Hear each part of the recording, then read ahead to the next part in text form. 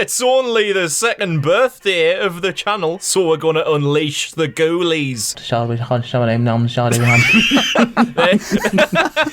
There we go. Good effort. Is that African or?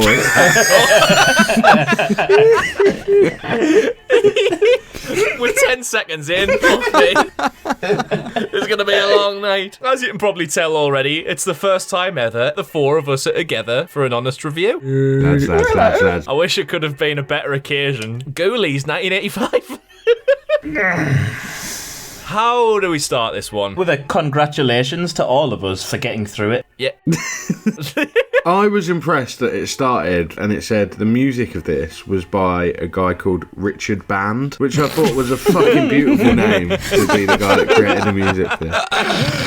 Yeah, it starts with a guy which I can only assume is Swedish who attempts to sacrifice a child, but there's just some woman that's absolutely fuming about it. But it doesn't matter because he's got the power of hand movement to make her just give the kid back anyway before it just electrocutes him. She doesn't half swipe that baby off the altar though, does she? She's done that before. He just gets electrocuted like that. You know that fella from Spider-Man that Jamie Foxx plays? Electro. Yeah, I should have known the name really, shouldn't I? Yeah, what's this? Why have we got cult rituals immediately? Like, that's a way to set the fucking tone. Yeah. Good point, you. Well presented. This leads to some bollocks, and of course they summon up the Ghoulies. My favourite one is the one that looks a bit like a monkey rat. Oh, yeah. That one's class. I like the little one at the beginning. The Yeah, little that's green my bald favourite one, and he just grinds his teeth. They all look like a bit of Hubba Bubba that's been dropped in a Hoover bag. So the one that I like's the one, you know, when Jonathan, the protagonist, he's given Rebecca, his lass, an MOT in bed, and it's the one that's underneath the bed, and he just pokes his head out and growls a little bit. That's my favourite. The fucking clip of them though, like the fact that they've spent $5.5 million on this film doesn't bode well. Like, considering they all look like a fucking roadkill tumour, like I don't know what that money's went on. It's just on the mansion, wasn't it? And the electricity. Yeah. It was strange, like how quickly he suddenly learned how to be a magician, though, wasn't it? Like he just all of a sudden he knew what he was doing. He was down in the basement, magic wand out. He had his cape on. It looked like he was trying to strike up the orchestra. Stephen Mulhern's magic kit, like, wasn't it? Aye, and then his missus comes downstairs, and it's like he's been caught wearing his mum's underwear or something. I know, yeah, it was so funny. The first time she gets annoyed with him is she says, like, I've made dinner, and he goes, I'm fasting. You fucking what, mate? I've cooked all your fucking dinner up here, you little bastard. Get the fuck up here right now. It's amazing how quickly she forgives him for giving up his degree to sweep the house. Or the first time all he does is just put a couple of candles on the table, doesn't he? And she comes home and she's like, oh my goodness, this house is amazing. I can't believe it. You know why you put the candles out, didn't you? Oh. Guaranteed fingering. That mansion's just filled with stone titties everywhere. Stone titties are probably my third favourite kind of titties. Like, you got fleshy ones are obviously number one. Okay. Then probably paper mache titties, number two. A rare niche, that one. Stone titties, three. And then itty bitty Christian titties. Oh my god, that's such an old reference. Episode 2. Oh, we've come a long way, boys. I'm here for the continuity. That's what I'm here for. Heavy machinery, titties, and continuity. Well, why does most of the fucking first act of this film look like the UTG Christmas party as well? It's just a bunch of 40-year-old teenagers. I think the music at the party is fantastic. It sounds like every side-scrolling fighting game from the Mega Drive era, doesn't it? It's an odd group of friends, though, isn't it? Like, you've got the blonde one, I think he's called Mike, and he just does a spinneroonie on the floor like he's at a year 6 day school. There's some room for improvement in that breakdance. You can tell, like, one of the rooms in the house is just a tuck shop, can't you? Fucking, and there's one geezer, like, looks like some sort of quarterback with the iconic quote, "They call me Dick, but you can call me Dick." I love how all it takes, by the way, for the fucking summoning to happen is just for the main guy to chalk up the Deathly Hallows on the floor. Can you imagine that little rat one comes out of him, snivelling bastard? Well, maybe this film's in the same universe as Harry Potter, but I'll tell you what other universe it's in. Hereditary. Oh yeah, fucking payment. It's also crossed with Pinocchio's Revenge, isn't it? Oh yeah, I know exactly why. We suddenly get two little people. The fucking midget biker mice from Mars. I swear their names were Grizzle and Greedy. It was Grizzle and Greedy. I swear that's what they called themselves. It was Greedy Gut. I swear it was Grizzle and Greedy. It was just fucking Greedy Gut. I promise you. I heard Greedy, so that's what it is. Greedy. I like their little helmets. They look fucking stupid. They look like salt and pepper shakers, don't they? I couldn't work out why they're in this film though. Where did they come Suddenly from? they were just there. It's so weird. I don't get most of the stuff. Like, what are the little ghoulies for? What's their purpose? Just being evil little fuckers, aren't they? They get summoned and that by, like, Jonathan. But then Jonathan also resurrects some person who looks like the dead Ric Flair. But, like, when he gets resurrected, his gravestone is also resurrected. He, like, summons his dad to have a fight with him. Jonathan's the little baby at the beginning who his dad's trying to sacrifice. And then his mum kicks off. Puts a little amulet around his neck to protect him. It was a bit weird because that medallion fucking necklace thing started giving that guy shocks at the beginning, but later on it's the protection thing, isn't it? And it protects Rebecca, Jonathan's girlfriend from the Ghoulies, and then as soon as she takes it off, she falls down the stairs and dies, doesn't she?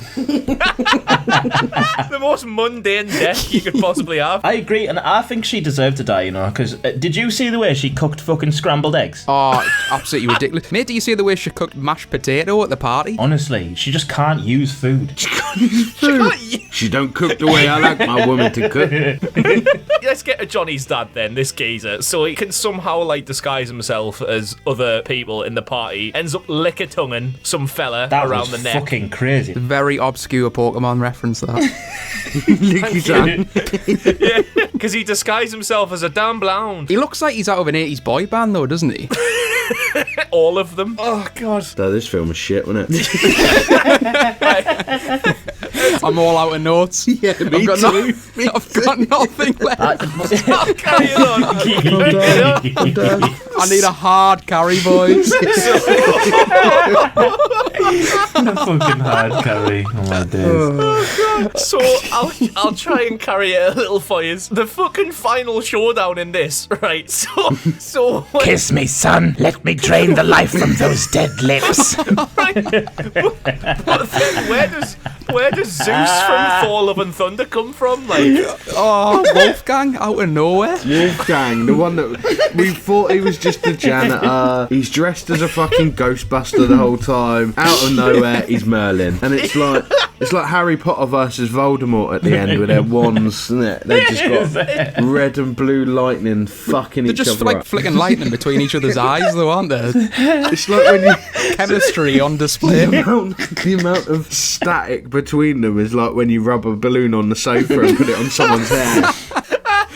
I think it was proper funny when Wolfgang turned up, like when his dad says that, kiss me, son, let me drain the life from those lips. The camera just pans away. You shall not have the life of the boy. The lightning's proper dodgy, isn't it? It's like when you take a trolley into Matalan on a hot summer's day and you just get your hand blown off. That's what it's like. in this fucking fight, by the way, they couldn't even afford to animate two eyes shooting lightning at once. The one eye shooting red lightning. It was because the electricity cost too much. Is that what it is? Is it? It's a cost of living crisis going on. He's got one of them fucking smart meters attached to him. What have we got left? We've literally just got to the end scene. Oh yeah, so the Ghoulies are in the back of the car. Someone do that. Ah, the Ghoulies were in the back of the car, weren't they? Yeah. Right at the end, yeah. Nice. Were they? And Mike's back as well. Like, Mike's not been seen for the whole film. Mike's the one who did the spinneroonie on Oh, the that's floor, the man. one. That's the one. Year 6 disco Mike. Aye.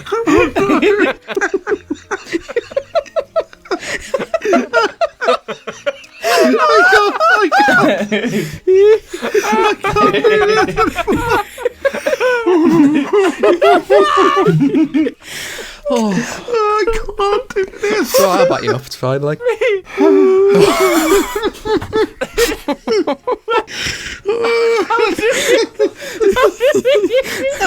was so orchestrated.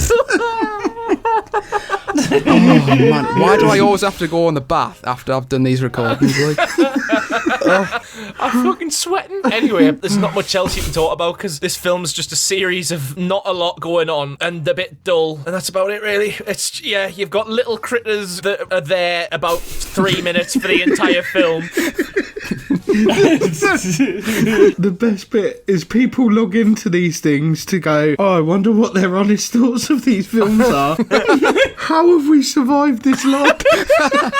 It's not a great film. Somehow it warranted a sequel. Mate, there was fucking 3, wasn't there? there's 4? There's 4 Ghoulies films. Yeah. Ghoulies. It's a horror comedy where both the words horror and comedy are in inverted commas. It's some wizards having a fight. Hugh, your thoughts? Potential for a few sequels, I think. By potential, do you mean it happened? Well, I can tell you the film made 35 million. That is just stupid. Like, people in the 80s are stupid.